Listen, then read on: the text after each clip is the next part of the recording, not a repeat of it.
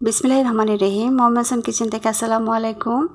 এখন অনেক গরম, বাইরে সবাইকেই যেতে হয়, স্কুলে যেতে হয়, কলেজে যেতে হয়, বাইরে কাজে যেতে হয়।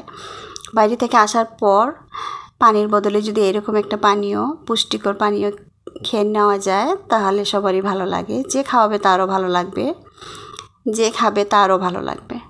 আমি তৈরি করে দেখাচ্ছি আমি কিভাবে তৈরি করি। এখানে 1 গ্লাস পানি নিয়েছি, 6 চামচ রুয়াবজা নিয়ে নিয়েছি। এখন আগার আগার পাউডার আমি 1 চামচ দিয়ে দেব, আবার মিশিয়ে নেব। একটু জাল দিয়ে নিচ্ছি 5 মিনিট। 5 মিনিট পর একটা বাটিতে নিয়ে নিলাম। ফ্রিজে রাখতে হবে না, জমে যাবে। এখন কাঁটা চামচ দিয়ে আমি একটু কেটে নিচ্ছি। আপনারা যে কোনোভাবে কেটে নেবেন, পিস পিস করে নেবেন। আমাদের হাতের কাছে অনেক কিছু থাকে, আমরা একটু গুছিয়ে নিলে অনেক সুন্দর একটা কিছু তৈরি করে নিতে পারি। একটা গ্লাসে আমি দুধ নিয়ে নিলাম, এখন জেলিগুলো দিয়ে দিচ্ছি।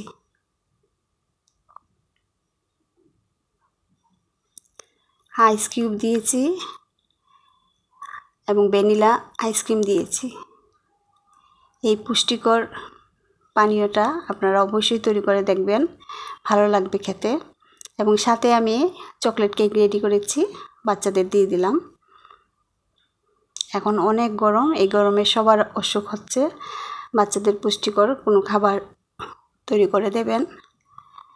ভালো থাকবেন সবাই, এইভাবে তৈরি করবেন। আল্লাহ হাফেজ।